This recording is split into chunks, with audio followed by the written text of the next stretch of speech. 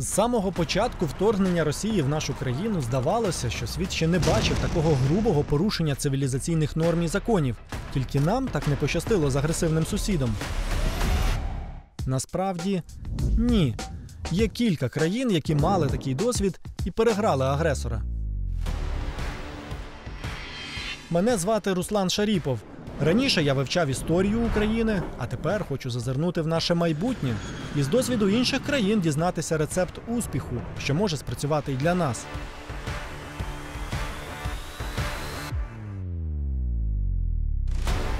Ізраїль – країна, якій давали максимум 2 роки існування, але вона святкує вже свій 75-й рік незалежності і входить до трійки інноваційних країн світу. Тут я дізнаватимусь, як бути успішним, навіть якщо твої сусіди з року в рік випускають по тобі сотні ракет. Та чи не щомісяця влаштовують терористичні акти? Але подивіться, навколо вас нормальне життя. Кувейт – країна, яка була повністю знищена армією Саддама Хусейна, а нині розквітає. Як це – жити по сусідству з диктатором, який спочатку руйнує твою країну, потім відступає і продовжує правити цілих 13 років? Був такий страх, чи зможе він напасти ще раз? Південна Корея. Про неї ще кілька десятиліть тому мало хто чув, а сьогодні це країна-бренд і 10-та економіка світу. Тут я впритул наближуся до сусіда, який лякає ядерною зброєю весь світ. За моєю спиною гірський хребет, це вже Північна Корея. Їх лідер сидить за 200 кілометрів звідси в Пхеньяні і нещодавно запускав звідти балістичні ракети. У кожній з цих країн новий конфлікт може запалити найменша іскра. Це через війну в Україні. Сигнал повітряної тривоги я почую в найнеочікуванішому місці – в Німеччині. Це як колись у східній Німеччині. Сирена щосереди. Досвід цих країн підкаже, як Україні в майбутньому жити поряд із агресивним сусідом і водночас розвиватися, щоб стати успішною і сильною.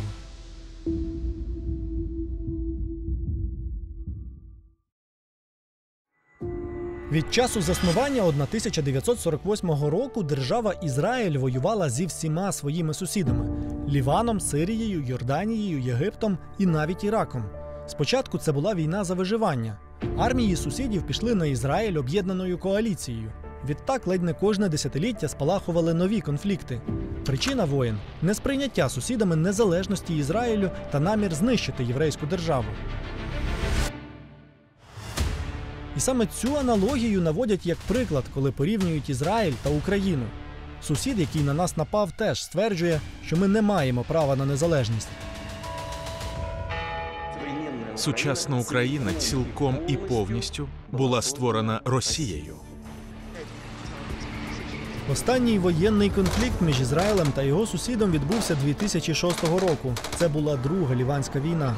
Загроза нових зіткнень висить у повітрі й сьогодні. Мене попередили, що я прибуваю в країну, де надзвичайного стану, оголошеного ще 1948 року, ніхто не скасовував і досі. Перевірка в міжнародному аеропорту Бен-Гуріона займає близько 10-15 хвилин. На багаж довелося набагато довше чекати, ніж проходити перевірку. І це при тому, що ти прилітаєш в країну, де є загроза твоєму життю. Але принаймні в аеропорту цієї загрози не відчувається. І ще один парадокс. Попри постійну загрозу повітряних атак, у Тель-Авіві сформувався ринок нерухомості з найвищими цінами на житло в регіоні. Ну от хто купував би двокімнатну квартиру вартістю $1 мільйон, знаючи, що в будь-який момент її може рознести ракета? А в Тель-Авіві такі квартири активно розбирають. У місті куди не кинь оком – будівельні крани, нові висотки.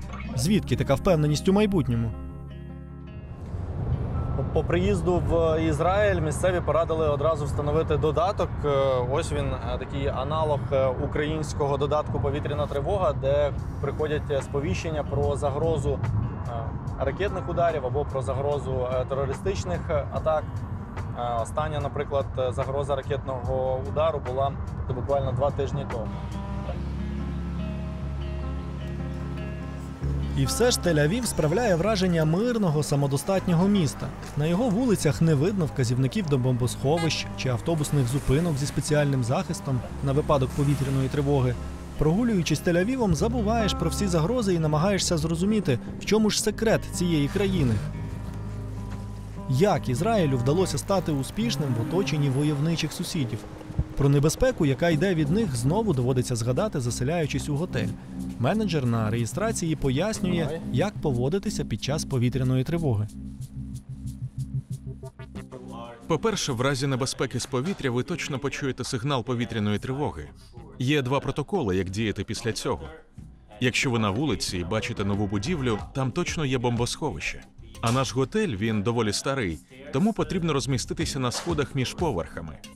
Я вам зараз покажу. Ось чому потрібен інструктаж. Наш готель – це частина старої забудови, в якій немає бомбосховища та спеціальних кімнат, що захищають від ракетних ударів. Будівельна норма про створення таких укриттів у кожній новобудові запрацювала лише з початку 90-х. Тоді іракський диктатор Саддам Хусейн за місяць випустив по Ізраїлю десятки радянських балістичних ракет Р-17, які могли нести ядерний заряд. А якщо людина дуже налякана і каже вам «я не почуваюся в безпеці на сходах», що ви радите їй робити? Якщо сталася якась надзвичайна ситуація і людина дуже налякана, можна сховатися в іншому готелі. А можете показати, де саме? Так, готель навпроти або наступний – Опера. Он та будівля з блакитними вікнами. Мій менеджер порадив там перечекати, якщо багато тривог. У нас є залізний купол. Відома у всьому світі система ППО. Проблема не в самих ракетах, які по нас запускають, а в уламках цих ракет. Найбільша проблема на півдні країни. Там у вас є 20-30 секунд, щоб заховатися в бомбосховищі. А ви кажете про 20 секунд на півдні, а який протокол тут? Скільки часу маємо тут, щоб знайти укриття? Тут ми маємо 1-1.5 хвилини. Ракети запускають за 40 чи 50 кілометрів звідси, навіть більше. Також вони летять із сектору Гази. Час залежить від того, із якої саме частини сектору Гази, з півночі чи півдня. Але у нас є час.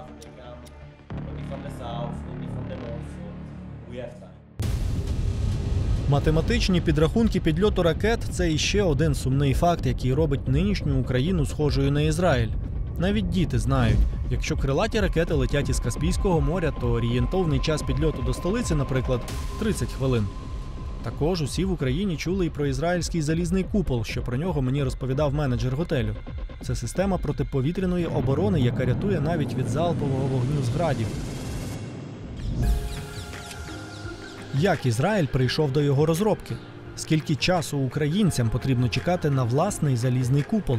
Як, маючи під боком сусідів, які становлять постійну загрозу, Ізраїль став одним зі світових центрів інновацій і технологій? І чи зможе Україна повторити цей шлях? У Тель-Авіві я домовився зустрітися з людиною, яка входить до списку 100 найвпливовіших ізраїльтян у сфері технологій. Це Інбал Арієлі. Увесь свій 20-річний досвід роботи в Ізраїлі вона описала в книзі-бестселері «Хуцпа. Чому Ізраїль став центром інновацій і підприємництва». Чому б нам трохи не прогулятися? Я покажу вам своє місто, поки ми розмовлятимемо.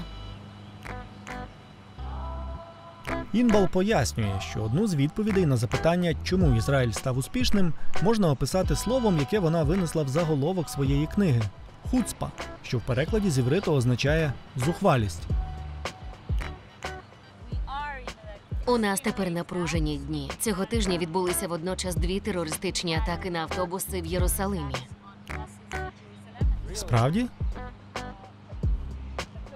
Але подивіться, навколо вас нормальне життя, звичайне життя. На автобусній зупинці багато людей, багато дітей. Вони все одно користуються автобусами. Тож це взагалі не вплинуло на повсякденне життя? Ні, це ніколи не впливає на повсякденне життя. Одна з речей, про які ми в Ізраїлі завжди говоримо, і думаю, які є частиною нашої сили, це те, що ми не дозволяємо терору впливати на наше життя. 2021 року цими відео був заповнений весь інтернет. І це не феєрверки, а робота ізраїльської ППО, яка за день знищила близько 1000 ворожих ракет.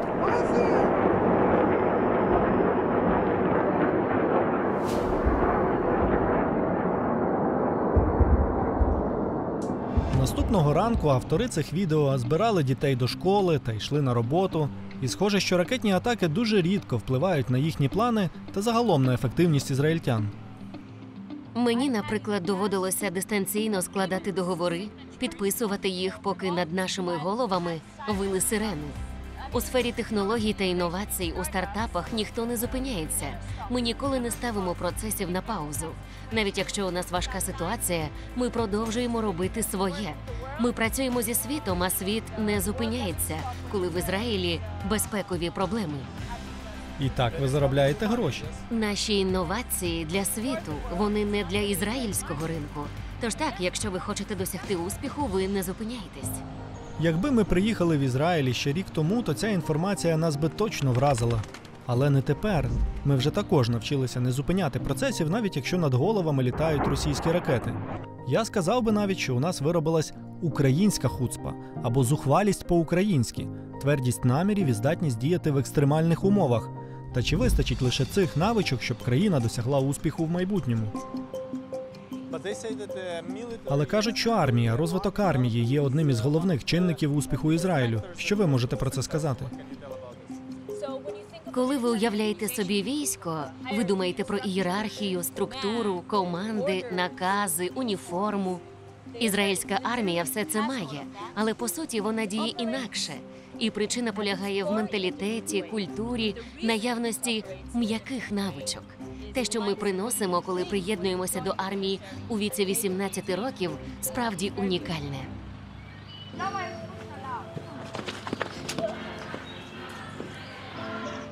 Розвинені в ізраїльських підлітків м'які навички або англійською «soft skills» – це і є ключ до розуміння того, як Ізраїль став успішним, вважає Інбал Аріелі. Всесвітній економічний форум, який збирається в Давосі, складає щорічний звіт під назвою «Навички майбутнього». Делегати цього форуму міркують про майбутнє світу і намагаються зрозуміти, які найважливіші навички потрібні новому поколінню, щоб краще розвивати економіку в Ізраїлі, в Україні, в усьому світі. І нині навички, які ми бачимо в цьому звіті, це м'які навички, такі як критичне мислення, постійні запитання, переоцінка припущень. Це коли не дивляться на реальність як на даність, а піддають її сумніву. Отже, запорука успіху – це soft skills – навички майбутнього, які ізраїльтяни успадкували з минулого. Як і коли це сталося? Ще до створення держави в Ізраїлі проводили операції заснування невеликих міст. Їх зводили буквально за ніч, бо в британському мандаті існувало правило, що все вже побудоване не можна зносити. Йдеться про 1936 рік.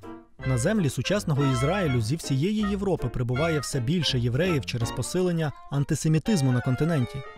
Євреї купують тут землю, починають будувати невеличкі укріплені поселення і називають цей рух вежі та форти.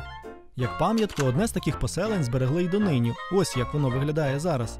Водночас арабам, які становили більшість населення на цих територіях, наплив євреїв не подобається і вони вчиняють заколоти. Управляють же цими землями британці. Вони отримали це право після Першої світової війни внаслідок розпаду Османської імперії. Щоб якось стабілізувати ситуацію, британці видають терміновий наказ – припинити з наступного дня зведення євреями укріплених поселень, а все збудоване до півночі залишається недоторканним.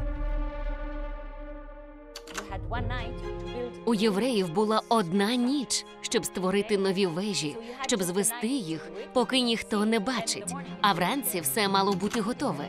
Щоб цей план удався, всі мали допомагати. До побудови веж залучали й підлітків. Вони брали у цьому дуже активну участь, так само, як і в обороні з самого початку. У 15, 16, 17 років молодь була активним учасником розбудови країни. Ці єврейські підлітки були членами молодіжної бойскаутської організації під назвою «Цофім». Я пам'ятаю, як мій наймолодший син приніс листа, записку, яку йому дали в школі майбутні інструктори молодіжного руху. Там було написано: у вівторок, 2 вересня, ми чекатимемо тебе біля воріт школи. Це місце збору. Ми твої інструктори молодіжного руху на наступний рік. Якщо хочеш, приходь, ми тебе зустрінемо і візьмемо з собою. І все, дитину нікуди не потрібно відводити. Вона йде сама. Цим молодіжним рухом повністю керують і займаються діти. Діти для дітей. Це цілком їхня справа. І ви їм довіряєте. Здатність брати на себе відповідальність та самостійність в ухваленні рішень – це і є ті м'які навички або soft skills, які будуть необхідні в майбутньому. В Ізраїлі тут і зараз підлітки наповну ці навички розвивають. У старших класах, наприклад, школярам уже офіційно дозволено підзаробляти на вихідних. Підліткова самостійність в Ізраїлі – це що? Якась вроджена особливість? Чи навичка, яку можна здобути? Погляньте сюди, я використовую це як стіл, але насправді це... Досить творчо, бо це частина швейної машинки, так? Так, це була стара швейна машинка, я поклала на неї дошку. Але потім мій син проводив удома експерименти з електрикою, а тоді все спалив. Так. А, ось тут, так? Так, але я його зберегла. Я сприймаю це як нагадування про експериментальні здібності мого сина. А скільки йому було років, коли він проводив ці експерименти? Я не впевнена, що можу говорити. 12. І це не кінець світу, якщо з цим дерев'яним столом щось трапиться. Звичайно, це не кінець світу. Для батьків. Для мене це не кінець світу, точно. І мені навіть подобається. Це вже як елемент дизайну. Тепер це елемент дизайну, я його зберегла. А зараз погляньте на екран. Ви, звичайно, знаєте, що це таке. Це гірка. Кожна дитина в усьому світі, кожен дорослий, кожна людина знає, що з нею робити. Але насправді в різних місцях світу діти граються на ній по-різному. І я наведу вам приклад. Подивіться на ці заборони. О, Боже. Їх багато. І це на дитячому майданчику. 1, 2, 3, 4, 5, 6, 7, 8. Заборонено майже все. 11 обмежень. Ти приходиш на майданчик, а тобі не дозволяють гратися. Звичайно, дещо тобі дозволено. Але тільки те, що дорослі визначають як, знову ж таки, правильне. Не забувайте, що гірка для того, щоб діти на ній гралися, так? І ці знаки розповідають нам багато про суспільство, а не про дітей. Вони розповідають нам про дорослих, суспільство, батьків, вихователів, учителів. Інбал Аріелі показує мені ізраїльський дитячий майданчик неподалік від її офісу. І тут не видно табличок із заборонами. О, ми щойно пропустили. Маля, мабуть, років 3 залізло в ту трубу і намагається видертися вгору по гірці. Замість того, щоб зробити, як того вимагають правила, спуститися по ній згори. Дитина зараз всередині дереться по гірці вгору. І це нормально. Це те, про що ви кажете, не треба дітям забороняти. Так, немає нічого забороненого, якщо ти не завдаєш шкоди навколишнім. І потрібно показувати дитині з самого малку, що ми їй довіряємо. Тестувати, досліджувати, аби зрозуміти, що їй подобається.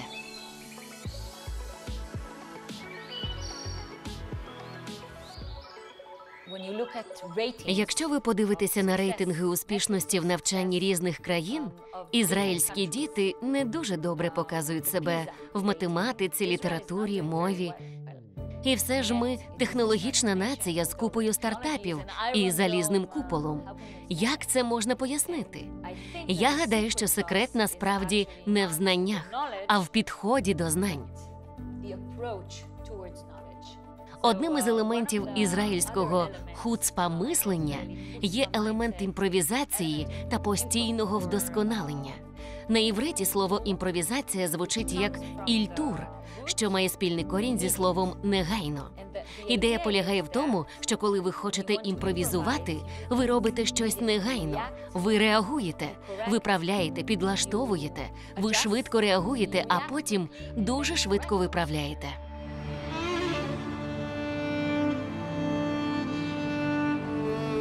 Центр Тель-Авіва – це місце, яке дуже добре пояснює слова Інбал Аріелі про Ізраїль як про країну, яка постійно рухається вперед, щось удосконалює. Ми зараз в історичному центрі, і тут набудували вже висоток, там іде будівництво. По центру цього всього будівля національного значення, національного масштабу – це Independence Hall. Саме тут ізраїльтяни проголосили свою незалежність. І, як бачите, будівля теж на реновації, її модернізують, шукають якісь нові сенси. І це при тому, що стіни цієї будівлі вони зберігають насправді один із найбільших секретів держави Ізраїль. Це як після проголошення незалежності Ізраїлю вдалося вистояти в оточенні декількох сусідів, які хотіли знищити країну. По відповідь я їду в особливе місце – на ділянку кордону, яку євреї та араби не могли поділити 18 років. Якщо проголошення незалежності Ізраїлю – це перша причина конфліктів із сусідами, то кордони – це вічний предмет суперечок. Річ у тому, що декларація про незалежність – це лише символічний, хоча й дуже важливий для країни акт. А ось встановлення прикордонних стовпчиків, які окреслюють межі цієї незалежності, приводить до прямого контакту з сусідом. На кордоні не уникнути зустрічі з ним, при тому сусід ще й може заявити, що йому не подобається, як проведена межа, що й сталося 1948 року, після проголошення Ізраїлем незалежності. Проголосити незалежність – це лише півсправи. Далі у Ізраїля була боротьба за виживання, адже війну країні оголосили одразу 5 сусідів. Як Ізраїль оборонявся в умовах, коли в країні не було регулярної армії, де брали першу зброю, адже тоді ще про залізний купол мови навіть не йшло. І головне запитання, як Ізраїль з нуля побудував один із найпотужніших військово-промислових комплексів у світі. Я під'їжджаю до місцевості під назвою Латрун. Якщо поглянути на Google карту, то цей клаптик землі досі позначений як нічийна земля, затиснута між державою Ізраїль та Палестиною. На одному з пагорбів тут розташований воєнізований поліцейський форт, побудований ще британцями. Пам'ятаєте операцію «Вежі та форти», коли євреї за одну ніч зводили оборонні конструкції для захисту своїх поселень від арабів? Так от, арабське повстання тоді набрало таких обертів, що й самі британці, які контролювали ці землі, збудували по всій Палестині близько 50 залізобетонних фортів, щоб ситуація зовсім не вийшла з-під контролю. Після проголошення незалежності Латрун став ареною запеклих боїв ізраїльтян із арабами. Це був стратегічний пункт на перехресті доріг, що з'єднують Тель-Авів з Єрусалимом. На той час, хто володів Латруном, той і контролював комунікацію між двома найважливішими містами. То де ж ізраїльтяни брали зброю, щоб вести війну? Сьогодні форт у Латруні – це музей бронетанкової техніки ізраїльської армії. Найкраще місце, щоб дослідити еволюцію ізраїльської військової техніки і побачити перші її зразки. Ми зустрічаємося тут з популярним ізраїльським воєнним оглядачем Давидом Гендельманом. Ось ми бачимо перші танки, з яких почалися ізраїльські танкові війська. У 48-му році, у зв'язку з тим, що існувало ембарго на продаж зброї Ізраїлю, легально постачати сюди нічого не дозволялося. Тому конкретно з танками було два шляхи – або нелегально дістати їх за кордоном, або вкрасти на місці, як ці два танки «Кромвель». А «Кромвель» – це британські танки, так? Так, британські танки. Початок серійного виробництва з 43-го року. Саме цей танк, ось на таблиці можна побачити, зроблений у травні 44-го. Він був у складі британської армії, потім потрапив до Палестини, і в червні 48-го року, коли британська армія евакуювалася з Палестини, саме ці два танки були викрадені двома британськими солдатами, які співчували євреям у війні за незалежність. Шотландцем Макдональдом та ірландцем Фланаганом. Із цих двох танків і було створено першу танкову роту 82-го танкового батальйону. Британці покидали ці території в рамках плану Організації Об'єднаних Націй про розділення Палестини. Цей план, ухвалений у листопаді 1947 року, передбачав створення на її території двох держав – ізраїльської та арабської. Зрозуміло, що в ООН прагнули мирного поділу земель, але у високих кабінетах знали, щойно останній британський солдат покине Палестину, там знову почнуться конфлікти між арабами й ізраїльтянами. Нещодавно американська розвідка розсекретила таємний звіт, який тоді поклала на стіл президента США Трумена. Аналітики ЦРУ в цьому звіті прогнозували – євреї протримаються не більше 2 років. Зрозуміло, що багато в самому Ізраїлі не вкрадеш, адже британці за цим пильно стежили. Другий шлях – це закупівля у Франції за підробленими документами, нібито від уряду Нікарагуа. Таким чином було отримано 10 французьких танків Hotchkiss H-39. Історія конкретно цього танка цікавіша, ніж може здатися на перший погляд. Спочатку він служив у французькій армії. У 40-му році, після падіння Франції, цей танк встиг послужити у вермахті. Серйозно? А звідки це відомо? У танка ж немає паспорта. Паспорта немає, але тут можна було побачити клеймо вермахту. Знака зараз не видно. Він проявляється лише якщо нанести на нього фарбу. Ось як знак вермахту виглядає на цьому танку. Знімок зроблений працівниками музею. Цей факт свідчить сам за себе. Військової техніки в євреїв було так мало, що їх не зупиняло навіть те, що придбаними танками користувалися нацисти. Злочинці, які ще кілька років тому заганяли євреїв у концентраційні табори та газові камери. Тобто перше озброєння ізраїльської армії – це нелегальна підпільна зброя? Усе було нелегально та підпільно. Все, що тільки можна, робили. Було навіть таке, що викрадення літаків організовували за допомогою підставної кінокомпанії в Британії. Мовляв, ми знімаємо фільм про Другу світову. Орендували так літаки, а потім їх переганяли. Шукали різні способи. Через підставні панамські компанії здійснювали закупівлю зброї нібито для Мексики. Тобто все, що можна по всьому світу, робили підпільно, бо легально нічого не можна було привезти. Ось вона, хуцпа в дії. Ще один приклад ізраїльської зухвалості – боротьба за життя поза правилами і всупереч міжнародному осуду. Ізраїль переміг у війні за незалежність і вистояв у боротьбі проти 5 сусідів. Прогноз американської розвідки про 2 роки не справдився.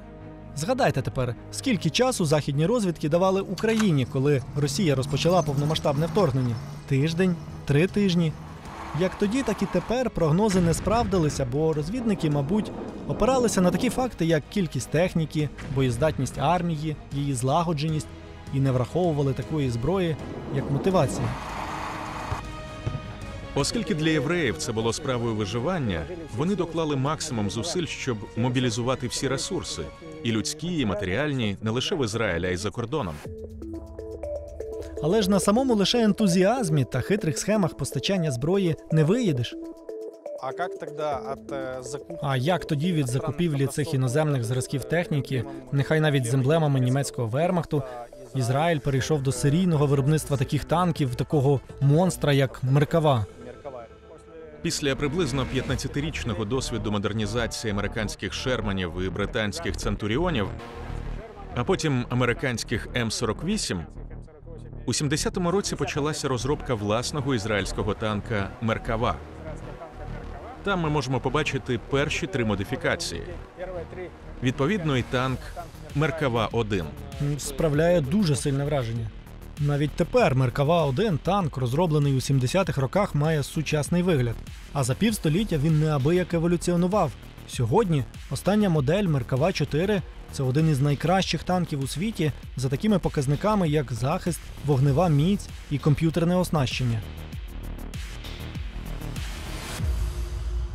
А як би ви пояснили, в чому секрет ізраїльського танкобудування? Головне – це великий практичний бойовий досвід і досвід модернізації. При тому, що власного виробництва не було. Постійно також здійснювали вдосконалення, ставили додаткові пакети бронювання, нову систему управління вогнем. Коли зовні ніби нічого не змінюється, але змінюють усі комп'ютерні компоненти. Україна нині перебуває на першому етапі. Наші воїни на фронті вже ефективно освоїли десятки зразків сучасної західної техніки. Якщо ця техніка залишиться на озброєнні української армії після війни, і ми почнемо її модернізацію, то в майбутньому зможемо отримати надсучасний український аналог системи HIMARS чи NASAMS. Особливість ізраїльтян у тому, що вони пішли ще далі і створили унікальну технологію, аналогів якої немає в світі. Це система протиповітряної оборони «Залізний купол». Але все починалося не так безхмарно. Наприклад, компанія-виробник ракет для «Залізного купола» могла відмовитися від ідеї їх виробництва на самому початку. Ракета «Шафрір-1», наприклад, в історії ізраїльських озброєнь вважається найбільшим розчаруванням. Її результати були гірші, ніж можна собі уявити. Десятки бойових стрільб ракетою «Шафрір-1» провалилися. ізраїльські винищувачі часто перед тим, як вступати в бій, скидали додаткові паливні баки, і від струсу ці ракети виходили з ладу, а то й взагалі падали. Потім, зважаючи на досвід бойового застосування, це змінили. Відразу ж почали розробку ракети «Шафрір-2», яка надійшла на озброєння 69-го року. І це вже було небо та земля. Всі уроки були засвоєні.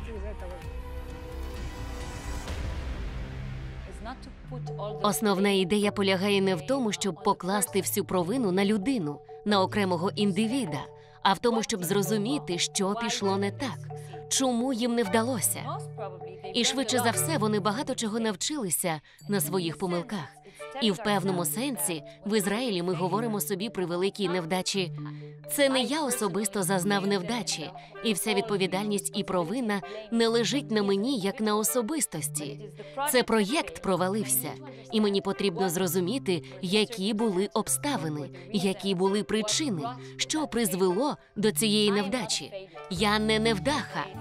Бо якщо я буду думати, що раз я зазнав невдачі, значить я невдаха, то в мене не буде мотивації чи енергії, щоб почати щось нове. Починати щоразу спочатку, попри невдачі, як показує досвід Ізраїлю, це шлях, який приводить до створення чогось унікального. Не чекати сприятливого моменту, а використовувати наявні ресурси та можливості. Хапати все, що є під рукою, і діяти. На практиці це виглядає так. Це дитячий садок. І подивіться, діти тут граються зі старими, вживаними речами. Наприклад, ці сковорідки для музики. На початку 50-х в одному з кібуців на півночі Ізраїлю вихователька дитячого садка на ім'я Малка Хас вигадала нову методику – ігри з мотлохом. Ви можете на подвір'ї побачити купу мотлоху. Там повно предметів, що вийшли з ужитку, і їх приносять до дитячого садка. Це тепер все здається досить організованим. Сьогодні вихідний, і в дитсадку нікого немає. Але дозвольте дітям погратися з цими предметами. Вони вмикають свою уяву і створюють із цих речей корабель, міні-шпиталь, міні-автівку. Або перетворюють сковорідку на музичний інструмент. Так, це весело. Чому ні?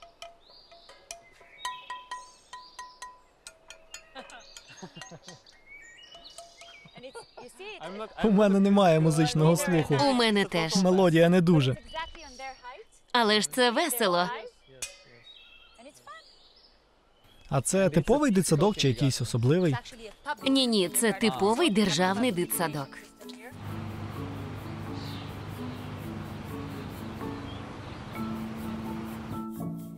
Суть – принести всі ці предмети і сказати дітям: робіть з ними, що хочете. А діти беруть шину, клавіатуру, старий вентилятор, самостійно об'єднуються в групи, щоб перемістити важкі речі, складають усе докупи, і відбувається магія. Виходить космічна ракета. Такий спосіб мислення допомагає кожній дитині виявити свою унікальність.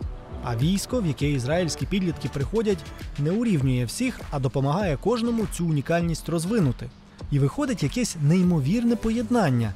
З одного боку в армії зберігається військова дисципліна та ієрархія, а з іншого боку це місце, де ізраїльські підлітки на практиці застосовують свої м'які навички і опановують сучасні технології. Я служила в розвідувальному підрозділі 8200. Із нього вийшло багато технологічних підприємців в Ізраїлі. Система відбору до цього підрозділу та інших підрозділів ізраїльської армії насправді дуже цікава. Поки ви навчаєтеся у старшій школі, військові проводять із вами спеціальне тестування. Вони вивчають, чого ти можеш досягнути. Неважливо, що ти робив у старшій школі. Це не актуально. Або в дитинстві. Це теж не актуально. Який у тебе потенціал? У чому ти найкращий як особистість? Залишається одне запитання. Як ці особистості, настільки самостійні люди, що не чекають подачок та не зважають на авторитети, зуміли об'єднатися в державу, яка уособлює протилежні цінності, дотримання чітких правил, що можна, а що ні, та вимагає поваги до авторитетів, тобто керівників країни. Найкращий спосіб з'ясувати це – подивитися, В яких умовах діяв та які рішення ухвалював найперший очільник держави Ізраїль? Ним був Давид Бен-Гуріон. У Тель-Авіві зберігся його приватний будинок. У своєму заповіті Бен-Гуріон розпорядився віддати його на користь громадськості. Ізраїльтяни ж не стали в ньому нічого змінювати і перетворили оселю на музей пам'яті свого першого прем'єр-міністра. Я зустрічаюся тут із науковицею Мариною Ліпкінд. Що ж зробив Бен-Гуріон такого, щоб закласти фундамент успішної ізраїльської держави? Можна сказати, що Бен-Гуріон був із тих, хто вірив незалежність зараз або ніколи. І не всі з ним погоджувалися. Але завдяки тому, що він був дуже харизматичною людиною, йому вдалося всіх переконати, що то був найвдаліший час. Сам він ніколи не був солдатом, але знав, щойно ми оголосимо про свою незалежність, нам доведеться воювати. Він розумів, що ми повинні створити єдину армію. Тільки маючи таку армію, в якій ми всі разом працюємо одне з одним, ми зможемо перемогти в цій війні. До цього існували різні організації, і в кожної була своя ідеологія.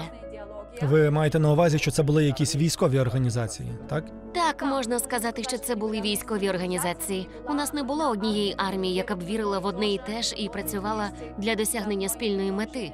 Досі наша армія функціонує так, як вона функціонувала в його часи.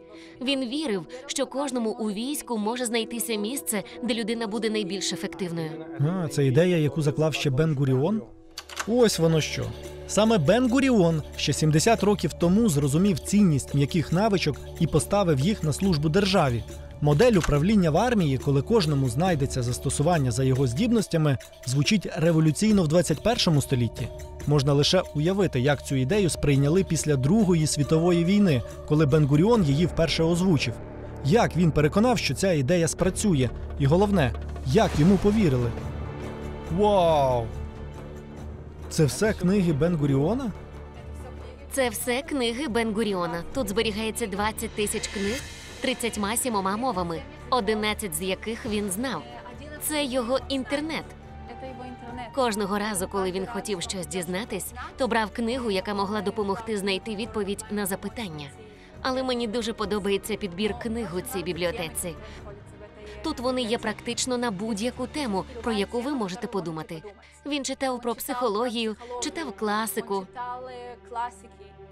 А яка тема вам здається найбільш незвичною? Є тут книга дуже цікава про дантистів. Я не розумію, чому ця книга опинилась у його бібліотеці. Це дуже смішно. Така ерудиція і допитливість давала змогу Бен-Гуріону говорити на рівних з абсолютно різними людьми. Це його унікальність.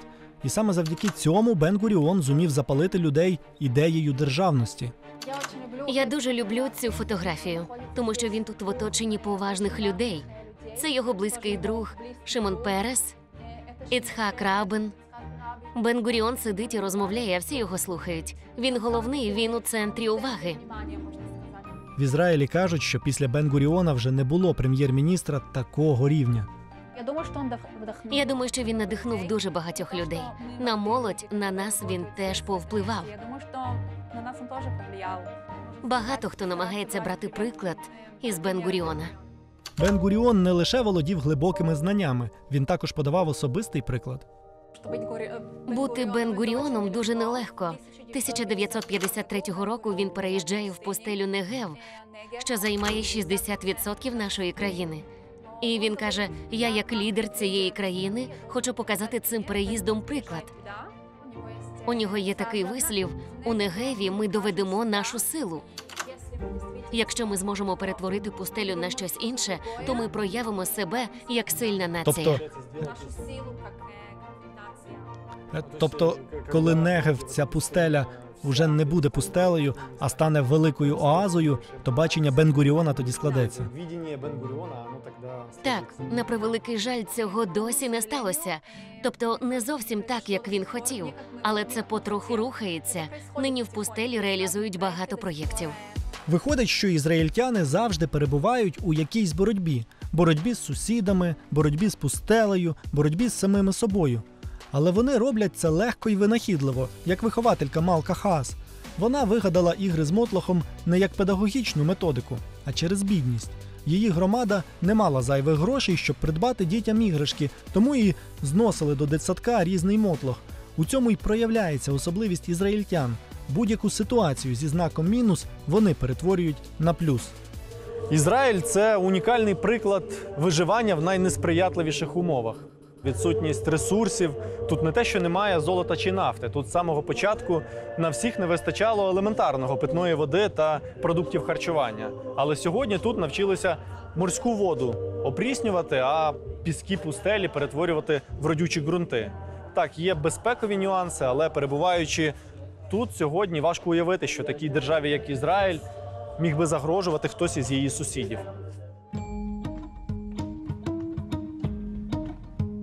Освіта, військова промисловість і державне управління – це три ключові галузі, які спочатку допомогли Ізраїлю вижити, а пізніше сприяли процвітанню країни. На це варто звернути увагу і нам, щоб побудувати успішне майбутнє. А яким воно може бути в найближчій перспективі? Як ми будемо жити, якщо війна закінчиться, а Путін залишиться при владі? І ще один ймовірний сценарій – це смерть Путіна, але збереження путінського режиму. Як жити поряд із таким сусідом? У світі є дві країни, які довели, що можна бути успішним за обох сценаріїв. І одна з них – це Кувейт.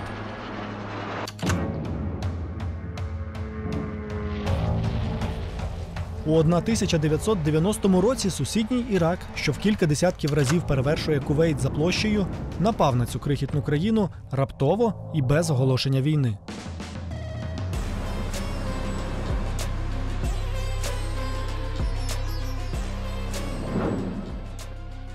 30 років тому на місці цих бізнес-центрів була випалена земля. Але сьогодні Кувейт – одна із найбагатших країн світу. Подивіться лише на це перехрестя. Тут нанесена зебра, але пішохідних світлофорів немає. Коли переходити дорогу, потрібно орієнтуватися лише по автомобільному світлофору. То ці інженери, які будували дороги, мабуть, думали, нащо ті пішохідні світлофори, якщо дорогу пішки тут ніхто не переходить, всі їздять на авто. У Кувейті ми не ставимо питання, як країна стала економічно успішною поряд з агресивним сусідом. Запаси нафти забезпечать їй високий рівень життя ще на кілька століть. Це гарантія процвітання і сьогодні, і в майбутньому. У Кувейті ж нас цікавить, як жити, коли диктатор напав, потім відступив, але був поряд іще 13 років. Іракські війська покинули Кувейт після 7 місяців окупації. Але чи означає це, що Кувейт тепер був в безпеці? Адже Саддам Хусейн залишався правителем Іраку. Ситуація, в якій опинився диктатор, виглядала іще небезпечнішою для маленької країни, адже Саддам Хусейн був принижений не лише поразкою, а й репараціями, які мусив платити Кувейту.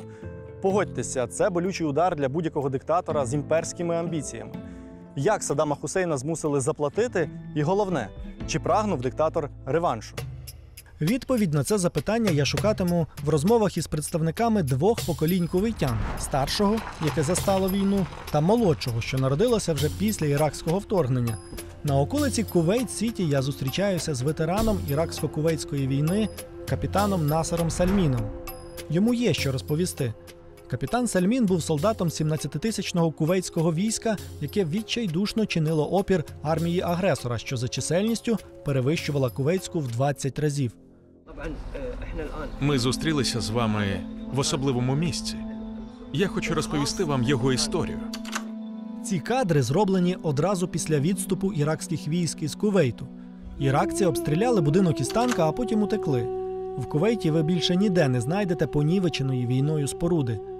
Відбудовуючи країну, кувейтяни не стали відновлювати цей будинок і залишили його як пам'ятку. Подивіться на цей бензовоз.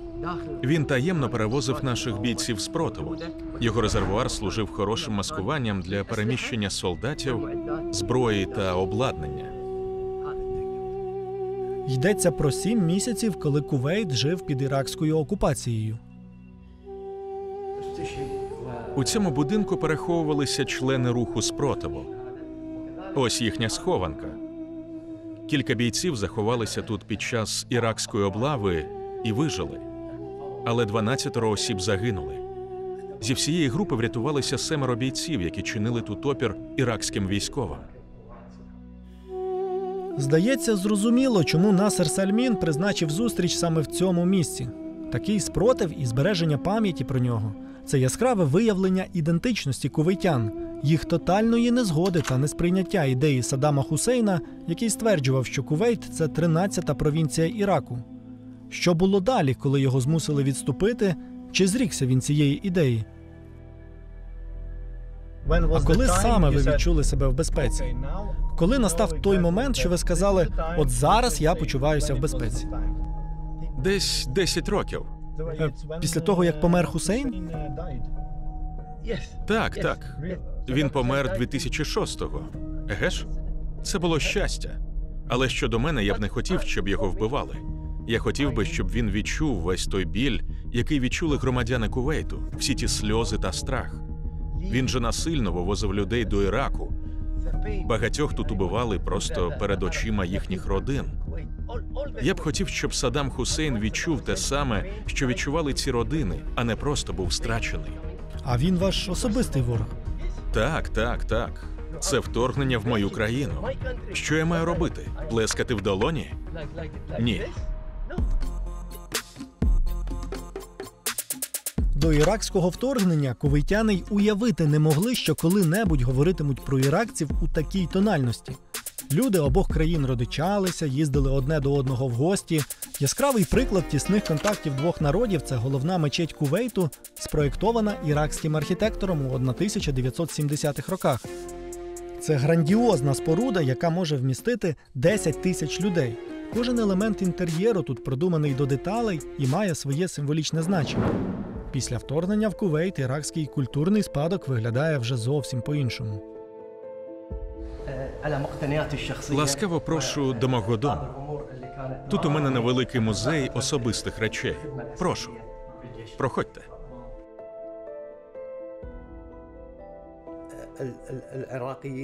Цю накидку я зробив у полоні з іракського покривала, щоб хоч якось сховатися від холоду. А ось і шапка. Принаймні в родині та оточенні капітана Сальміна побутові речі з полону – це той іракський спадок, який викличе емоції та вплине на майбутні покоління більше, ніж мечеть, спроєктована іракським архітектором. А ось радіо. Ми його дуже цінували, бо воно давало змогу слухати новини по CNN та BBC. Ми вмикали його вночі, ховаючись під ковдрою. Щодня чекали на добрі новини. Ми наражали себе на велику небезпеку. Якби в нас знайшли радіо, усіх би стратили. Та попри небезпеку, нам вдалося дещо більше. Ми змогли пронести всередину фотоапарат. Сам фотоапарат не зберігся, але капітан Сальмін каже, що в нього є фото, зроблені ним в ув'язненні. Мені складно повірити, що таке взагалі можливо. Найважчим для мене був той день, коли я зустрів в ув'язненні свого рідного брата Валіда. Так сталося, що ми випадково потрапили в одну і ту ж в'язницю і провели разом у полоні 238 днів. Ось Валід на цьому фото. Він дуже захворів, і за ним доглядав наш лікар, який був серед полонених. Знімки ми робили таємно. У нас завжди був хтось насторожі і стежив, щоб наглядачі нічого не запідозрили. Це все реальні фотографії з ізоляторів. Найважливіше для нас було донести світові правдиву інформацію, а не байки іракців про те, що в їхніх в'язницях немає полонених кувейтських військових. Це не так. Лише в нашій в'язниці перебувало 679 офіцерів. Усього ж в іракських тюрмах сиділо близько 5000 кувейтян. До нас ставилися дуже погано і поводилися не так, як того вимагали правила утримання військовополонених. Ті дні у в'язниці були для нас справжніми муками. Той одяг та їжа. Але якось до нас таки завітали представники Червоного Хреста. Ось вони на цих фото. Ось ця жінка. І тут теж. А після цього вже і наші рідні дізналися, де ми перебуваємо. 6 грудня – це день, коли рідні відвідали нас, і я той день ніколи не забуду. Я зустрівся з родиною, переконався, що з ними все гаразд, а під час наступного візиту вони потайки передали мені камеру. Потім, уже коли плівка у нас закінчувалася, під час наступних зустрічей я віддав рідним використану плівку, а вони мені нову. Коли нашу країну звільнили, ми тільки тоді почали розсилати ці фотографії міжнародним організаціям. Червоному Хресту і Кувейтському Червоному півмісяцю. Війна залишиться з капітаном Сальміном на все життя. І як би безпечно сьогодні не було в Кувейті, після пережитого він завжди з осторогою ставитиметься до Іраку. Тепер Кувейт – дуже успішна країна. Громадянин Кувейту – це синонім слова «мільйонер». Якщо все так триватиме і надалі, то в дітей та онуків капітана Сальміна прекрасне майбутнє. Гарантом цього для молодого покоління є дві дуже важливі події. Я їду на зустріч зі свідком цих подій. Це Світлана Арнт, українка, яка знайшла тут своє кохання і переїхала в Кувейт через 3 роки після війни. Країна відходила від війни і страждала все більше від того, що залишався Саддам при владі. Це проявлялося скрізь буквально. Можна було ходити по вулицях і дивитися, порівнюючи з іншими країнами, наприклад, як Емірати. Там все в нових будівлях скрізь стояли крани. В Кувейті нічого не робилося. Навіть стіни будинків не красилися. Інвестори боялися вкладатися в країну, по сусідству з якою жив диктатор, що погрожував новою війною. Мій чоловік хотів купити кусок землі. Він коштував там приблизно, умовно, скажімо, там, 1 мільйон динарів. От. І в той момент, коли стратили Саддама, буквально через тиждень цей кусок землі вже коштував 12 мільйонів динарів. Це було в центрі міста. От, і всі знали, що почалися нові часи. Суд і страта диктатора – це перша подія, яка дала змогу Кувейту відбудувати країну і планувати майбутнє. Це наш маленький садочок, який ми намагаємося якось вирощувати в цих складних умовах. Та в умовах, коли кувейтських. немає води. Води в нас повно, тут скрізь трубочки з водою, бачите? Але коли так сухо і 56 градусів температура повітря влітку, то все воно дуже складно росте. Хоч самі кувейтяни сприймають воду в своїх домівках як належне, не варто забувати, що територія Кувейту – це суцільна пустеля. До війни пустелю тут успішно приручили, спорудили водонапірні вежі, проклали розгалужену мережу водопостачання і набудували опріснювальних заводів на берегах затоки. Але ця життєво важлива інфраструктура теж постраждала. Здавалося б, проблем із відбудовою в Кувейті не мало бути, бо в країні є нафта.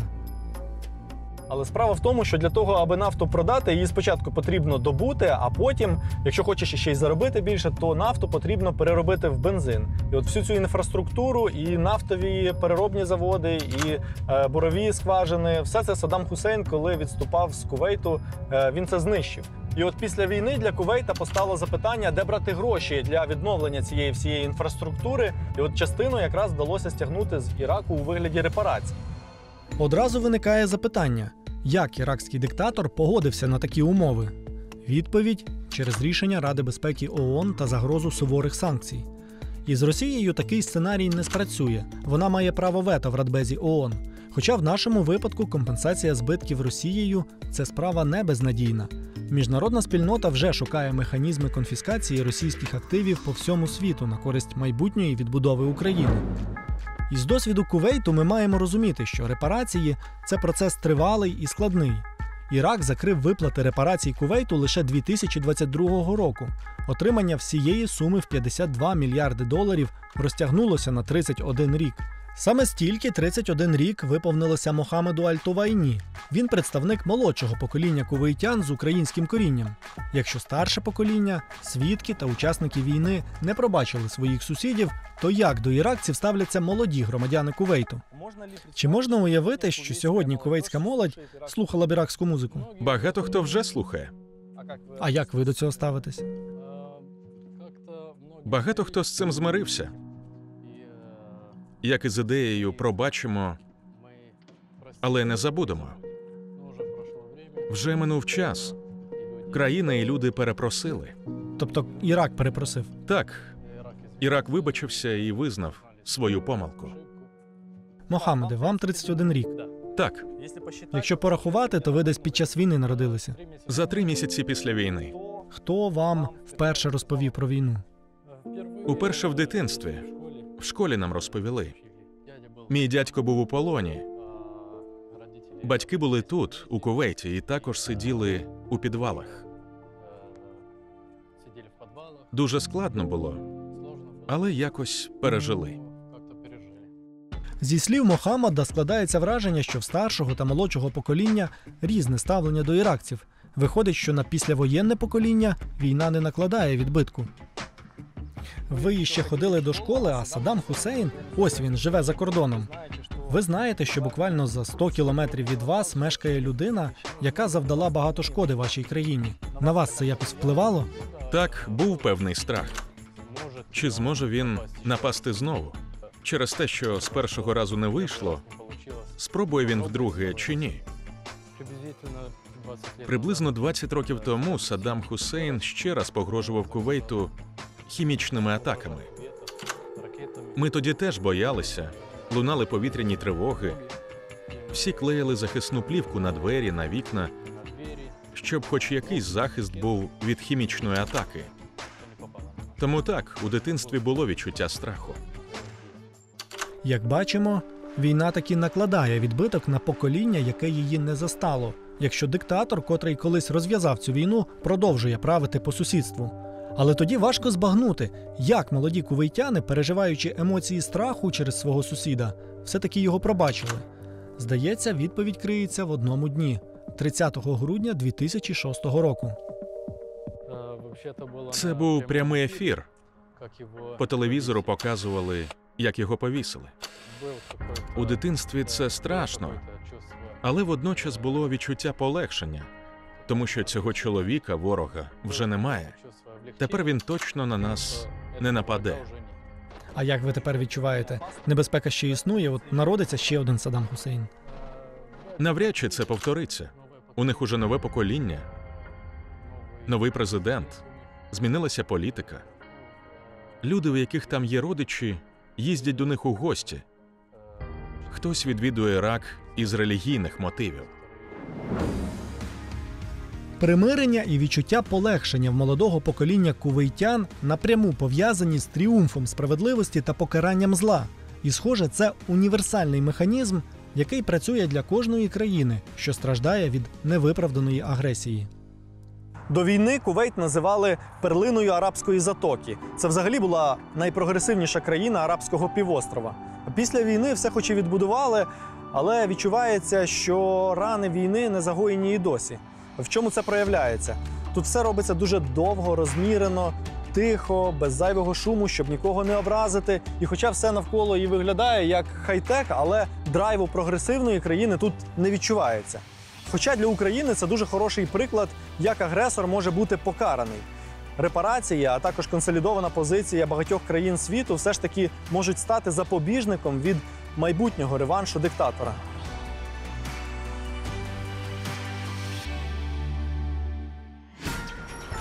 А що буде, якщо диктатор помирає, а режим залишається? В нашому випадку, якщо Путін помре, а його найближче оточення не полишить планів по захопленню України.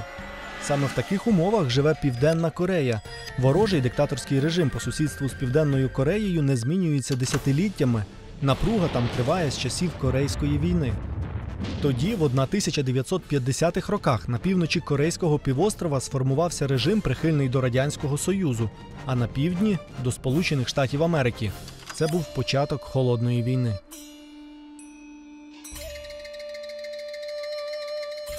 Столиця Південної Кореї Сеул постраждала внаслідок Корейської війни чи не найбільше. Запеклі бої за місто точилися двічі. Спочатку північно-корейські війська місто завоювали, потім південно-корейські війська місто відвоювали. І це ось один із небагатьох історичних районів Сеула, який вцілів, а так практично все місто лежало в руїнах. Старше покоління південнокорейців ще пам'ятає ті часи, коли харчування навіть двічі на день було для них справжньою розкішшю. А сьогодні вже сучасне, молоде покоління південнокорейців називає себе ситим поколінням. І це дійсно так, адже економіка Південної Кореї – це сьогодні одна із найбільших економік світу. Як ізольована і бідна країна перетворилася в азійського тигра, тим більше маючи такого непередбачуваного сусіда під боком. Південна Корея не просто стала економічно успішною. Ця країна сьогодні ще й розважає увесь світ. Корейський кінематограф завойовує Оскари, корейські співаки збирають мільярдні перегляди на YouTube, корейська поп-культура конкурує вже навіть з американською. Здається, ніби південних корейців абсолютно не обходить їхній агресивний сусід, який залякує ядерною зброєю, а іноді вигадує щось зовсім неймовірне. Річка Хан, здається, тече собі мирно з Сеулом, але навіть і вона одного разу ледь не стала зброєю в руках диктаторського режиму на півночі. Вся справа в тому, що річка якраз і бере свій початок там, на півночі, і у 1980-х роках північно-корейський диктатор Кім Ір Сен наказав збудувати на своїй території дамбу, накопичити там воду і у якийсь підходящий для нього момент спустити цю воду на Сеул і накрити водою все місто. Південнокорейцям довелося реагувати миттєво. Подібну дамбу вони збудували на своїй території, щоб не допустити катастрофи. Протистояти небезпечним витівкам сусіда в Південній Кореї навчилися не відразу. Через постійну напругу та небезпеку люди роз'їжджалися світом у пошуках кращого життя. З цим явищем зіткнулася й Україна. У майбутньому перед нею так само постане питання, як повернути мільйони громадян, що виїхали за кордон через війну. Корейці ж у 80-ті роки запровадили спеціальну програму, за якою кожен репатріант отримував на батьківщині високооплачувану роботу і власне житло. На той час Південна Корея вже могла задовольнити базові потреби своїх громадян, та молодь все одно не бачила перспектив для розвитку і продовжувала виїжджати. Серед молодих емігрантів був і Чон Хун. Вітаю. Коли я вперше приїхав до Франції, там бачили, що я азієць, і запитували, з якої країни Азії я приїхав.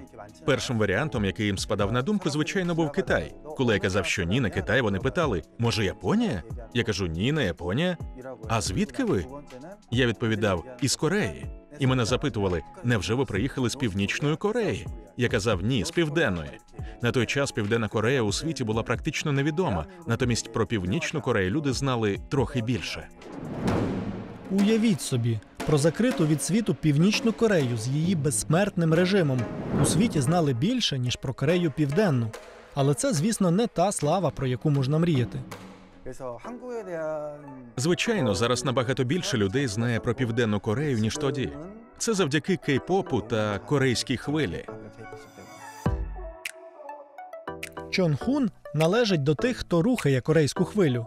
Він створює брендовий одяг і входить у 5 найкращих дизайнерів Південної Кореї. У мене одягаються зірки кей-попу. Наприклад, це Розе з групи Blackpink. Зараз вона у світовому турне.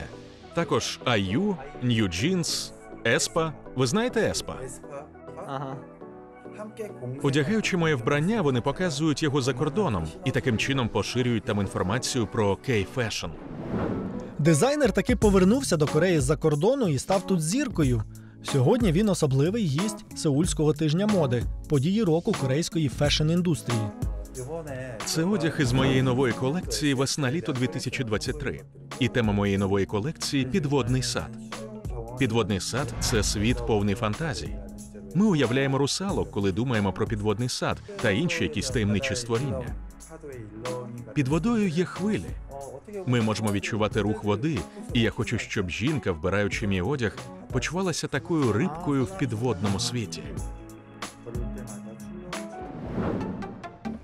Цю колекцію дизайнер вже презентував на Сеульському тижні моди. У 90-х, коли молодий Чон Хун повернувся до Кореї, Сеульського тижня моди ще не існувало, а корейці не дуже розбиралися в модних тенденціях. Насправді, коли я їхав до Франції, я не був упевнений, що повернуся в Корею. Відчуття було десь 50/50. Коли я закінчив своє навчання в Парижі, хотів залишитися там працювати, але отримати робочу візу було надзвичайно складно. Тому мені довелося повернутися в Корею, але я сприйняв це як добрий знак. Я повернувся і почав тут працювати, почав розвивати свій бренд – Дукан. Усе моє життя зараз обертається навколо нього, і це мій шлях. Приклад дизайнера показує, що, отримавши досвід на Заході, можна перенести його у свою країну і змінювати її на краще. Повертатися з-за кордону чи ні – це, звісно, справа кожного. Але за умови, що держава заохочує своїх громадян, створює сприятливе середовище для бізнесу, люди розглядають повернення не як невдачу, а як перспективу та вигоду в майбутньому. Коли проводимо Сеульський тиждень високої моди, то держава надає нам приміщення. Також ми отримуємо грошову підтримку. Ми бачимо, що, наприклад, попередній президент багато говорив про корейську моду, кей-фешн, про корейську культуру, про кей-поп. Кей-поп сьогодні з музичного жанру перетворився на цілу субкультуру. Її прихильників можна знайти в будь-якому куточку планети. Сукупні перегляди кліпів у соціальних мережах кей-поп-виконавців обраховують мільярдами. І це не спонтанне явище. Можна навіть сказати, що запустила корейську хвилю держава.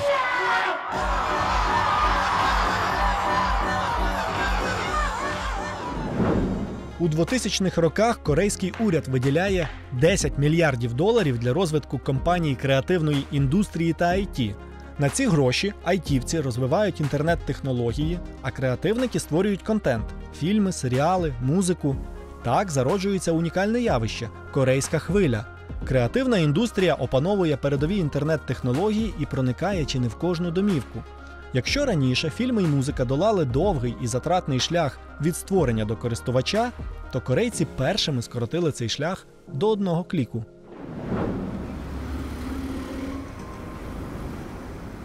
Прогрес та інновації в Південній Кореї відчуваються буквально всюди. Один із таких побутових прикладів – це публічний Wi-Fi, який є безкоштовним по всьому місту, ним можна користуватися будь-де. А один із наочних прикладів – це таке вухо, встановлене біля мерії Сеулу. Мерія хоче таким чином показати, що вона чує своїх громадян. До цього вуха можна підійти, сказати слово «йобосейо» корейською, що означає «привіт», послухати інструкцію і далі надиктувати туди свою якусь скаргу або повідомлення про те, що ви хочете щось вдосконалити. Та постає логічне запитання. А звідки в Південної Кореї стільки грошей? На безплатне житло для репатріантів, на багатомільярдні фонди підтримки креативної індустрії. Тим паче, що після війни всі найцінніші природні ресурси опинилися на півночі. На півдні залишилися тільки рисові поля та морепродукти. Тож звідки гроші? Найкраще на це запитання відповість Френк Аренс, топ-менеджер найвідомішого корейського автовиробника Hyundai. І перший за всю історію корпорації іноземець на такій високій посаді. Пане Аренсе, ви працювали на високій посаді в Південній Кореї, коли її економіка переживала справжній бум. Як ви можете пояснити такий рівень економічного зростання? Вони зрозуміли, що найкраще для розвитку економіки – багато виробляти та експортувати. Але проблема в тому, що це була, по суті, острівна держава, відрізана від материка Північною Кореєю. Що робити в такому випадку? Потрібно стати потужною суднобудівною країною. І тому Південна Корея спочатку будувала багато вантажних суден, щоб потім стати країною-експортером. Одним із перших суднобудівників був Чон Джуен, засновник Hyundai. А серед моїх улюблених економічних фактів про Корею є те, що в 1960 році, здається, третім чи четвертим товаром за експортом були кальмари. Цей факт передає всю сутність корейського підходу. Не маємо корисних копалин, експортуємо по максимуму, що є. Навіть якщо це кальмари. Головне, що їх багато. Може здатися, що в корейців такий самий підприємницький дух, про який ми почули в Ізраїлі. Та це не зовсім так. Точніше, сьогодні цей дух у корейців є, але так було не завжди. 1960 року південнокорейський генерал Пак Чон Хі здійснив військовий переворот. Так виникла централізована економіка, яка працювала по вертикалі згори й донизу, де уряд вибирав переможців тендерів і давав їм фінансування. Це працювало так. Скажімо, ви бізнесмени задумали створити компанію з виробництва добрив. Ви не йшли в банк, щоб отримати позику. Спочатку треба було звернутися до президента, переконати його, чому Кореї потрібна компанія з виробництва добрив. І якщо він погоджувався, то наказував банку видати вам позику. Так розвивалися великі компанії, або яких називають корейською чеболі – Samsung, CJ, Hyundai, SK. Тоді вони стали дуже великими і потужними. Великі корейські компанії від часу заснування – це фактично родинні імперії. Тут навіть жартують. Якщо в Північній Кореї від батька до сина передається влада, то в Південній Кореї так передають великі корпорації. Такий економічний устрій на старті спрацював для Кореї. Країна почала заробляти на експорті, а згодом примножувати свої заробітки. 1988 рік був для південних корейців переломним. Країна стала демократичною. Хоча сімейні корпорації все ще мали великий вплив, але тепер принаймні не треба було йти до президента, щоб отримати позику на відкриття бізнесу. По неї можна було йти прямісінько до банку. Незважаючи на те, що сьогодні Південна Корея має 10-ту за величиною економіку у світі, є відчуття, що корейці не дуже цим задовольняються. Вони настільки спраглі до праці та нових досягнень, що вам може здатися, ніби вони не 10-та, а 100-та економіка світу і працюють так завзято, щоб надолужити втрачені позиції. Зміна режиму в Південній Кореї спровокувала економічний бум. Країна почала відкриватися світові. 1988 року в Сеулі відбулися літні Олімпійські ігри. Через 14 років Південна Корея приймала чемпіонат світу з футболу. Південні корейці перейнялися своїм іміджем у світі і за кілька років перетворили країну у впізнаваний міжнародний бренд.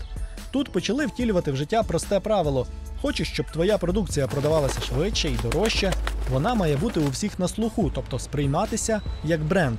Навіть зі свого агресивного сусіда південні корейці зробили бренд і заробляють на цьому. Квиток на екскурсію в демілітаризовану зону на кордоні з Північною Кореєю коштує трохи більше 2000 гривень, а від охочих потрапити туди немає відбою. Я теж не згаяв шансу побувати на цьому атракціоні. За моєю спиною гірський хребет, це вже Північна Корея. Люди там займаються якимись повсякденними справами, вони зійшлися в центр невеличкого муніципалітету, точніше навіть з'їхалися на велосипедах і займаються якимись повсякденними справами, в той час як їх лідер сидить за 200 кілометрів звідси в Пхеньяні і нещодавно запускав звідти балістичні ракети. Насправді Північній Кореї не потрібні такі складні технології, як балістичні ракети, щоб завдати непоправної шкоди південним корейцям. До Сеула дістають звичайні ракети систем залпового вогню «Град», розставлені північними корейцями на кордоні. У 2000 році південно-корейський лідер Кім Де Джун започатковує політику сонячного тепла, тобто політику примирення своїм північним сусідам. На кордоні навіть встановлюють такий символічний знак, який називається «Дзвін примирення». Лідери обох країн вперше за всю історію зустрічаються на території Північної Кореї, підписують після цього навіть спільну декларацію. Ініціатор політики сонячного тепла, південно-корейський лідер Кім Де Джун, отримує за свою ініціативу навіть Нобелівську премію миру. Але згодом відкривається одна деталь, про яку не дуже люблять згадувати в Південній Кореї. Виявилося, що Кім Де Джун зумів посадити північно-корейського диктатора Кім Чен Іра за стіл переговорів, таємно заплативши йому $150 мільйонів. Його Нобелівська премія стала предметом злих жартів, а згодом південно-корейський уряд визнав поразку політики сонячного тепла. Як показує цей досвід, будь-яке загравання заради миру диктатор все одно використає проти вас. Як південнокорейці дають собі раду з таким сусідом уже понад 70 років, ігнорують його провокації та зберігають олімпійський спокій? У нас є таке поняття – чон. Його дуже важко передати якимось одним словом чи реченням. Це таке дуже широкоохопне поняття.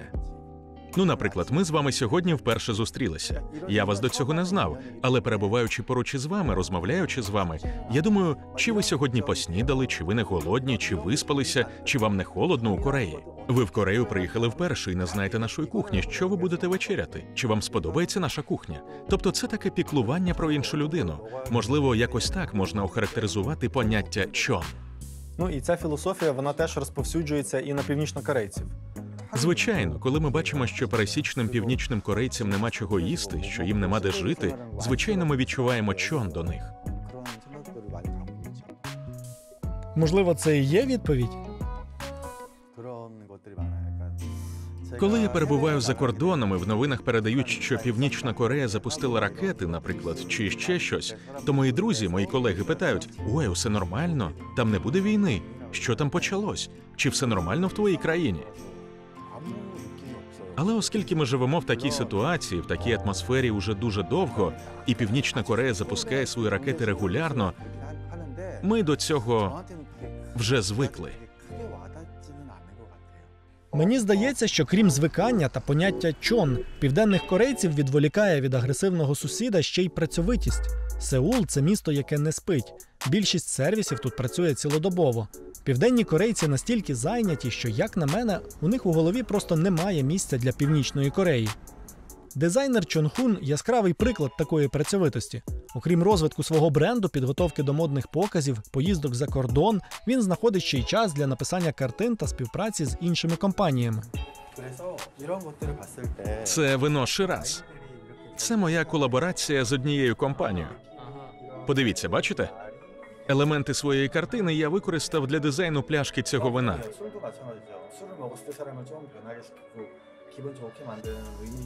Вино, я вважаю, це добрий шлях до натхнення. Вам подобається алкоголь?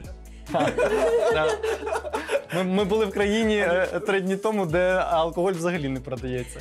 О, в Україні не продають алкоголь? Ми були в Кувейті, і там алкоголю ви ніде не придбаєте. То ви 3 дні нічого не пили?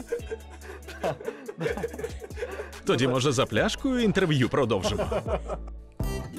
Це і є нова успішна Корея, коли власник великого бізнесу може дозволити собі бути розкутим, а кей-поп, підліткова субкультура, рухає економіку. Дослідження показали, що експорт корейської продукції стрімко зростає саме в тих країнах, де корейська музика та фільми особливо популярні. В стосунках Південної та Північної Кореї все трохи не так, як може здатися з-за кордону. Наприклад, Північна Корея випускає чергову балістичну ракету. В Південній Кореї все спокійно, і всі такі, ну окей, скільки вона вже тих балістичних ракет випустила. І це не тому, що південнокорейці вже не відчувають загрози з боку Північної Кореї, це тому, що вони вже почуваються в безпеці. І це відчуття безпеки у них почало з'являтися після того, як вони досягли економічного успіху та суттєвого технологічного прогресу.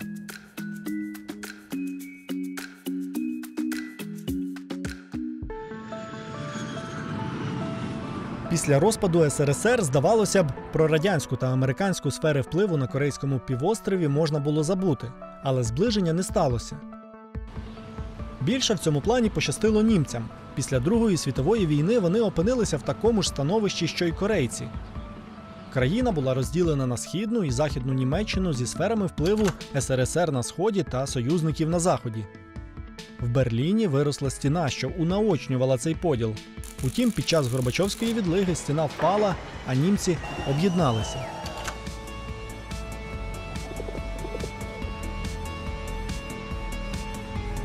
Сьогодні Берлін має єдину транспортну систему та інфраструктуру, і якщо ви не застали ті часи, коли Берлінська стіна розділяла місто, то сьогодні ви цього поділу і не відчуєте.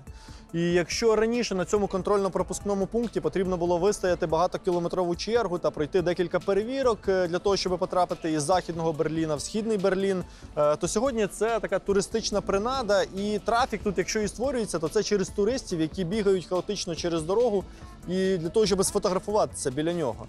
Чекпойнт Чарлі – це найвідоміший у світі символ, який нагадує про поділ Німеччини, а якими є символи об'єднання країни.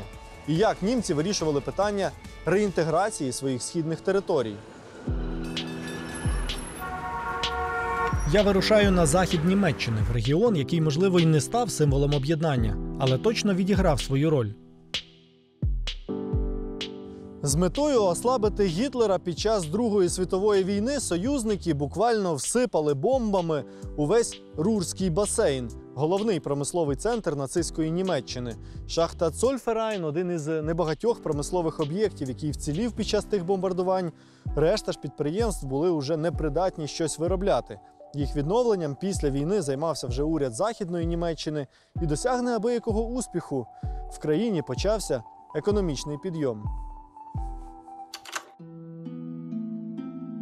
Рівень життя західних німців з року в рік підвищувався, чого не можна сказати про Східну Німеччину. Це спровокувало там неабиякі міграційні настрої. Щоб їх вгамувати, уряд Східної Німеччини обмежив виїзд із країни, посилив інформаційну політику та звів стіну.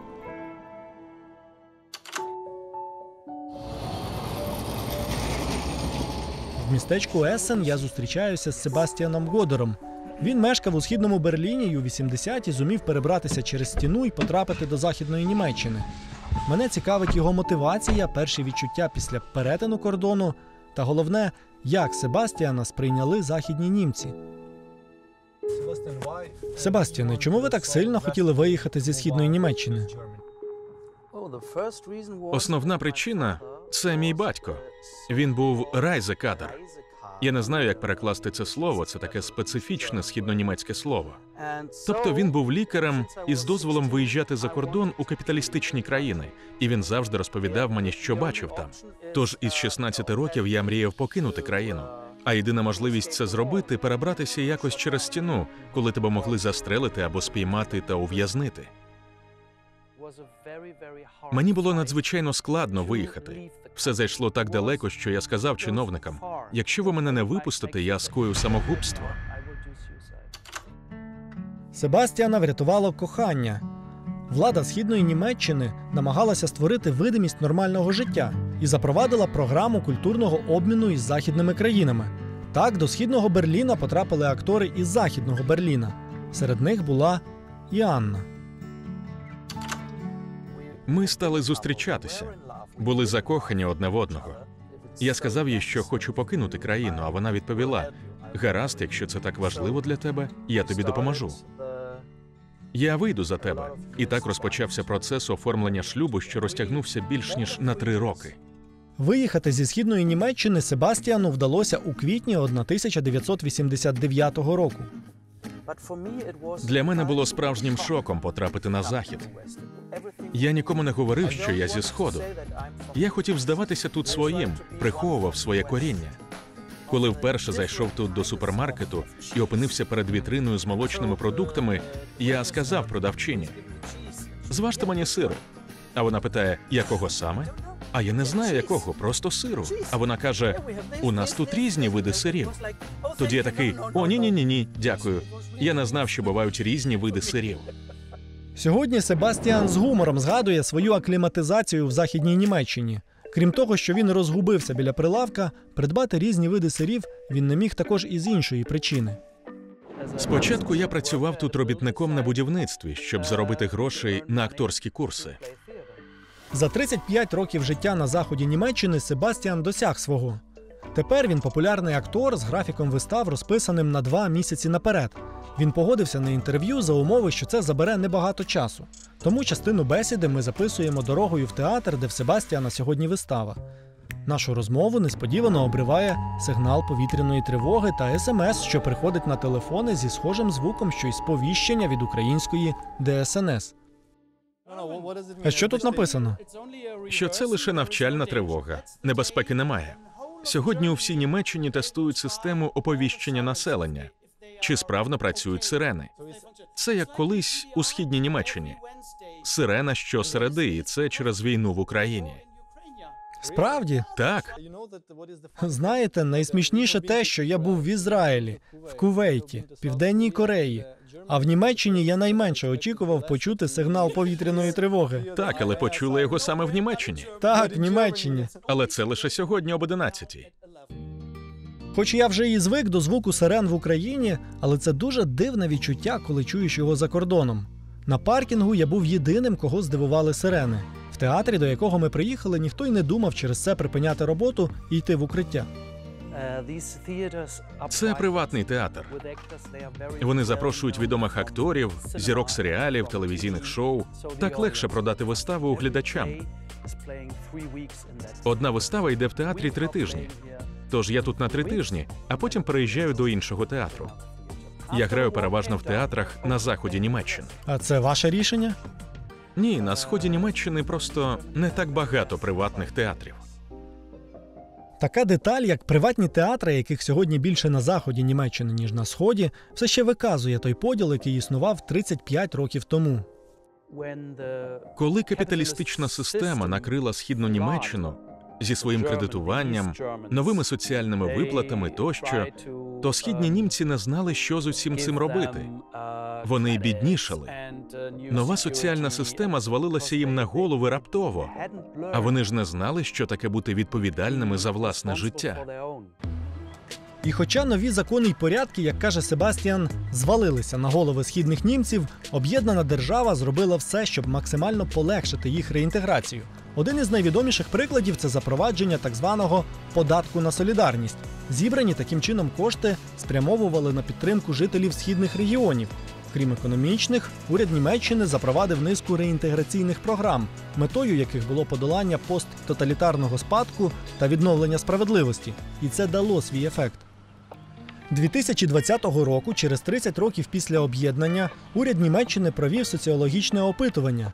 9 із 10 німців вважали, що воз'єднання принаймні частково вдалося. Про високий рівень якості життя заявив 91% опитаних у західних землях та 83% на сході країни. Більшість східних німців відзначає покращення свого матеріального становища. Щоправда, є й дещо невтішна статистика. Громадянами другого сорту досі почуваються 57% східних німців. Коли я заводжу тут нове знайомство і мені кажуть: «А, то ти зі Сходу?» Я відповідаю: «Так, але я втік ще до падіння Берлінської стіни». Це перше, що я кажу. Я не з тих, хто переїхав після її падіння. А це відіграє якусь роль? Чи грало раніше? Для мене це має значення, для моєї впевненості. Знаєте, я перетинав кордон лише з 2 пакетами в руках. Це все, що в мене було. А для співрозмовника? Для співрозмовника, я думаю, що вони виявляють цікавість, але й не надто переймаються.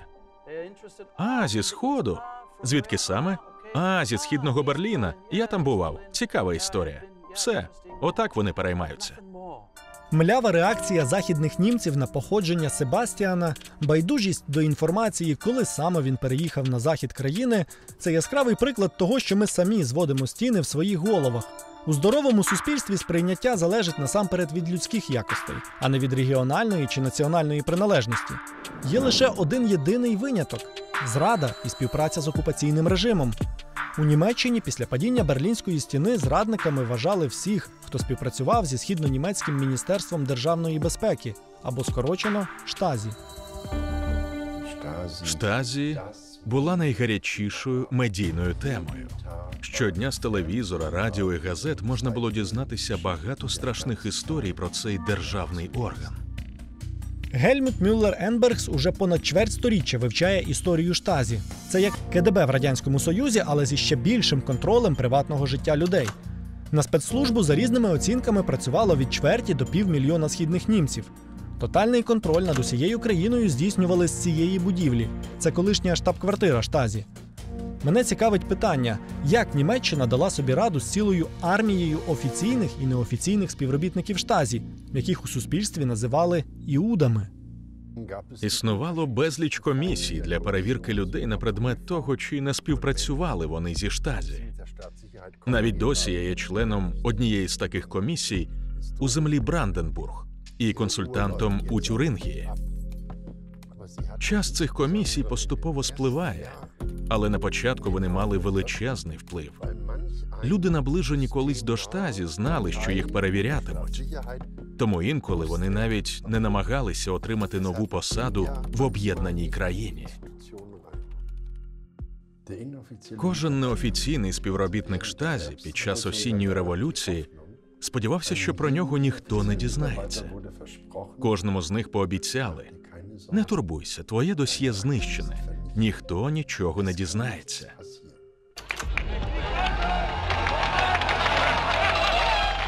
Поки люди по обидва боки Берлінської стіни тріумфували, розбирали її, Штазі замітали сліди. Спецслужба почала нищити таємні документи, пропускаючи їх через шредер. Відходів було так багато, що їх не встигали пакувати в мішки. Зрештою, ці мішки та стоси вцілілих таємних документів Штазі вдалося врятувати. Донині триває кропітка праця над їх реставрацією.